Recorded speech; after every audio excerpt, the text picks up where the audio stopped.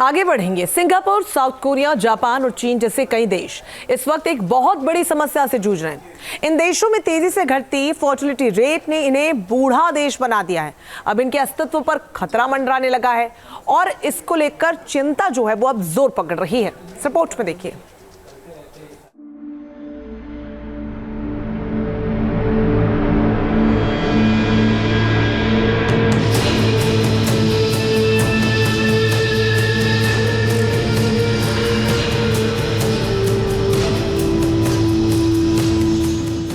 क्या दुनिया के नक्शे से गायब हो जाएगा सिंगापुर?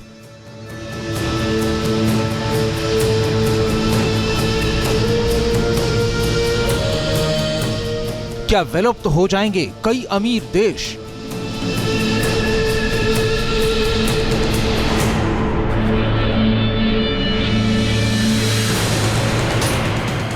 एशिया के सबसे खूबसूरत माने जाने वाले देश और प्रमुख बिजनेस सेंटर सिंगापुर के बारे में एलन मस्क के एक ट्वीट के बाद ये बहस तेज हो गई है।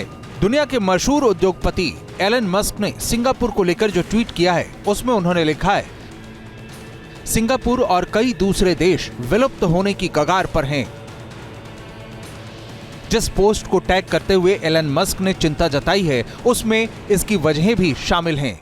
उसके मुताबिक सिंगापुर में जहां बुजुर्गों की संख्या तेजी से बढ़ रही है, वहीं बच्चों का जन्म लगातार कम होता जा रहा है, जिससे घटते मजदूर और कम होते लेबर पावर की वजह से फैक्ट्रियों से लेकर फूड डिस्ट्रीब्यूशन तक में रोबोट्स का इस्तेमाल किया जा रहा है।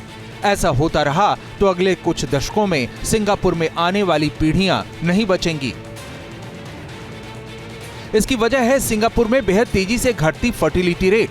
वहां यह आंकड़ा 0.97 पर पहुंच गया है, जबकि जनसंख्या संतुलन बनाए रखने के लिए जरूरी आंकड़ा 2.1 के फर्टिलिटी रेट से ये काफी कम है।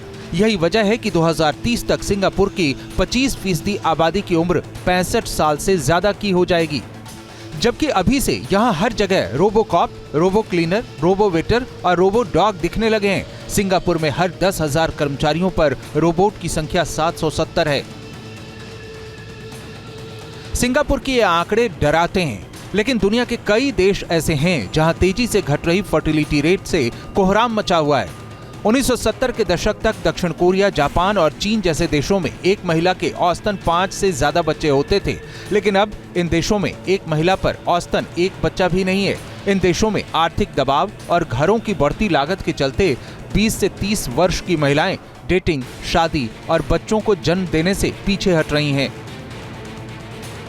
सिंगापुर के साथ ही दक्षिण कोरिया, जापान और चीन जैसे तेजी से बूढ़े होते देश लो फर्टिलिटी रेट से परेशान हैं।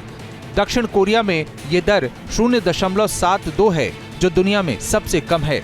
समस्या से निपटने के लिए साउथ कोरिया सरकार खुलकर खर्च कर रही है। एक बच्चे के जन्म पर 1,57,000 रुपए की नकद राशि दे रही है।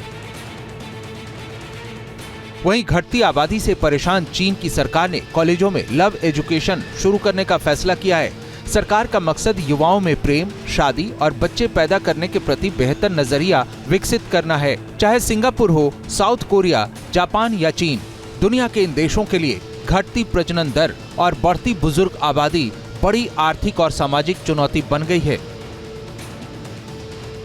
Team news nation. News nation अब व्हाट्सएप पर खबरों की ताजा अपडेट के लिए न्यूज नेशन के इस QR कोड को स्कैन करें।